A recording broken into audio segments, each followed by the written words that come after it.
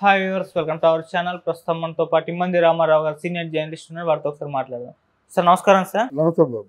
Sir మద్యం దాంట్లో ఆ కుంభకోణం జరిగింది, దానిపైన సిఐడి విచారణ జరపాలని చెప్పేసి చంద్రబాబు నాయుడు గారు అయితే ఆదేశించడం చూస్తున్నాం సార్. మరి ఇది ఇప్పుడు సిఐడి ఈ కేసుని వేగవంతం చేస్తే జగన్మోహన్ రెడ్డి గారి పరిస్థితి ఏంటి అని చెప్పేసి వైసీపీ వాళ్ళు అయితే అనుకోవడం చూస్తున్నాం సార్. మరి ఏం జరగచ్చు అంటారు ఈ కేసులో? అసలు ఈ మద్యం కుంభకోణం ఏంటి సార్? ఇక్కడ మద్యం కుంభకోణమే కాదు, దాని నుంచి భూములు కుంభకోణం కూడా జరిగింది. వేల ఎకరాల భూములు కుంభకోణం అవినీతి జరిగింది. మొత్తం రెవెన్యూ డిపార్ట్మెంట్ అంతా కూడా కదలి రావాలి. ఈ భూముల్ని ఎలా రిజిస్ట్రేషన్ చేయించారు, ఎవరు రిజిస్ట్రేషన్ చేయించారు, ఎకరం భూమి కేవలం 1000 రూపాయలకే ఎందుకు రిజిస్ట్రేషన్ చేశారు, అప్పటి మార్కెట్ ధర ఎకరం 1000 రూపాయలేనా, ఇవన్నీ కూడా తేలాలి కదా. తేలకుండా వేల ఎకరాలు వారు ఇచ్చేస్తున్నట్టు ఎలాగవుతుంది? ఒకటి ముఖ్యంగా మద్యం అన్నది జగన్మోహన్ రెడ్డి పదవిలోకి రాకముందు ఒక మాట అన్నాడు. ఆడబిడ్డలందరూ, నా అక్క చెల్లెళ్ళు, అవ్వలు, తల్లుళ్ళు, వీళ్ళందరూ వాళ్ళ ఇంట్లో మగవాళ్ళు మద్యం తాగడం వల్ల ప్రాణాపాయాలు కూడా కలుగుతున్నాయి. నేను వచ్చినట్టు స్వచ్ఛమైన మద్యాన్ని ఇస్తాను, అసలు దీనిలోగానే బెల్ట్ షాపులన్నిటినీ అరికడతాను. నేను బెల్ట్ షాపుల్ని అరికట్టకపోయినట్టయితే మిమ్మల్ని ఓట్లు అడగనని చెప్పిన వ్యక్తి ఆయనే కదా. దానికి అసలు మద్యం షాపులు రన్ చేయడానికి ఒక హెడ్ మాస్టర్ని, లేకపోతే చదువుకున్నారండి వాళ్ళు, టీచర్ని, హెడ్ మాస్టర్ని, సచివాలయంలో పనిచేస్తున్నటువంటి ఒక వైట్ కాలర్డ్ జెంటిల్మెన్ని మద్యం షాపుల్లో కొలిచిపోయమని ఎవడు చెప్పాడు? అదేనా ఆయన తాలూకు విజ్ఞత? అలాగే టీచర్ని చేపల పులుసు, ఒక దుకాణం తెరిచి చేపల పులుసు, మటను, చికెను, కర్రీస్ వండమని ఎవరు చెప్పారండి? ఇదేం పరిపాలన అండి? అంటే ఆ మాత్రం కూడా ప్రజల్ని బ్రతకనివ్వా? దానికి ఉన్నారు వేరే వాళ్ళు ఉన్నారు. ఇక్కడ ఎవరో లక్ష్మీ ఆంటీ లాంటి వాళ్ళు ఉన్నారు కదా.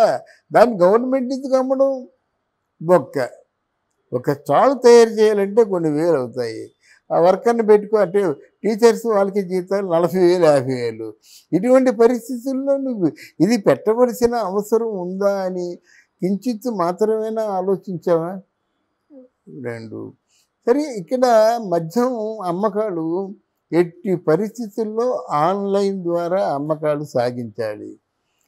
నువ్వు పెట్టిన డబ్బంతా, నీకు అంటే మద్యం సేల్ అయినటువంటి డబ్బంతా ఎక్కడికి వెళ్తుంది?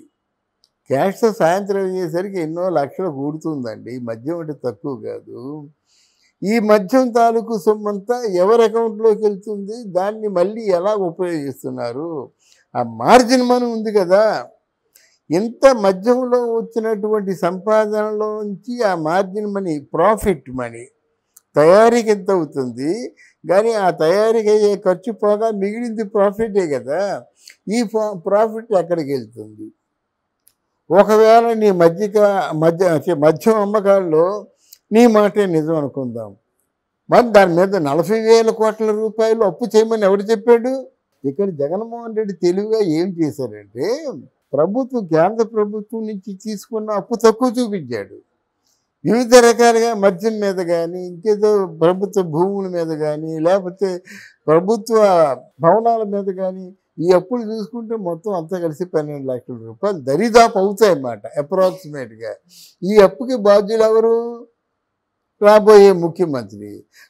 రాబోయే ముఖ్యమంత్రి ఏమన్నా జేబులోంచి తీసిస్తాడా? ఈ అప్పంతా ప్రజల మీద కదా పడుతుంది. అంటే ఇక్కడ ఒక విషయం చెప్పదలుచుకున్నాను. ఇలాగా ఏ ముఖ్యమంత్రి పడితే ఆ ముఖ్యమంత్రి ఇష్టానుసారంగా అప్పులు చేసేసి పదవి అయిపోగానే వెళ్ళిపోతే ఈ అప్పుకి బాధ్యులు ఎవరు? ఫర్ ఎగ్జాంపుల్, బ్యాంకులో ఎవడైనా సరే డబ్బు పట్టుకొని వెళ్ళిపోయాడంటే ఏం చేస్తారంటే, వాడిని పట్టుకొని వాడి సర్వీసు, వాడికి ఉన్న అమౌంట్, వాడి ఆస్తులు జప్తు చేసి ఆ డబ్బుని రివైవ్ చేసి వాడిని ఉద్యోగంలోంచి డిస్మిస్ చేస్తారు. అప్పుడు ఒక బ్యాంక్ మేనేజర్ అలా చేస్తే మీరు ఇటువంటి చర్యలు తీసుకున్నప్పుడు ఇన్ని వేల కోట్లు అప్పులు చేసి చక్కగా హాయిగా పూలదండలు వేసుకొని బయటికి వెళ్ళిపోయినట్టయితే వచ్చేవాడు ఏం చేస్తాడు? వచ్చేవాడు పరిపాలనే చూసుకుంటాడా? ఆర్థిక బాధలనే చూసుకుంటాడా, వాళ్ళు చేసిన ప్రామిసులనే నెరవేర్చుకుంటాడా, నిర్మాణాలే చూసుకుంటాడా, పోలవరాన్నే చూసుకుంటాడు, అన్ని భారీ ప్రాజెక్టులు ఎలా చూసుకుంటాడు? అంటే అప్పుడు భరించవలసిందే కదా. పక్కపక్కన ఏం తెలివిగా ఏం చేశారంటే ప్రభుత్వ తాలూకు ఆస్తులు, ప్రభుత్వం తాలూకు భవనాలు, ఇసుక, ల్యాండ్, రాకు ఒకటి కాదు మొత్తం అన్ని కూడా అన్ని విధాలుగా కూడా మీరు కొంత తీసుకోండి, ప్రభుత్వానికి కొంత ఇవ్వండి. ఇక్కడ ప్రభుత్వం అంటే ఎవరు? జగన్మోహన్ రెడ్డి. మరి వీటి మీద శ్వేతపత్రం కావాలి కదా. అందువలన అదే అంటున్నాడు అన్నమాట, దీని మీద శ్వేతపత్రం కావాలి. తర్వాత సిబిసిఐడి పాల్గొవాలి, నీతి ఆయోగ్ కూడా పాల్గొవాలి. ఇంత అవినీతి జరిగిన తర్వాత దీన్ని what kind of action you will take అడుగుతా, తప్పదు. అందులో తప్పే ఉంది. కనుక జగన్మోహన్ రెడ్డికి ఎలాగైనా ముప్పు తప్పదు. ఇది టూ ఇయర్లీ కదండి. ఎవరైనా హానీమూన్ పీరియడ్ అంటూ ఒక 6 మాసాలు ఇస్తారు టైము. ఇదే గతంలో జగన్మోహన్ రెడ్డి చెప్పాడన్నమాట. 6 మాసాలలోగా నేను రాజన్న పరిపాలనని మరిపించలేకపోతే మీరు నా గల్లా పుచ్చుకొని అడగమని చెప్పాడు. 6 మాసాలు కాదు, 3 సంవత్సరాలు జనాల మధ్యకి వచ్చాడా, అది ఆయనే ఆలోచించాలి, ప్రజలు ఆలోచించాలి. కనుక అసలు అనకూడదు, కానీ 50 రోజులు పూర్తి కాకముందే ఇన్ని వనరులు సమకూర్చారే.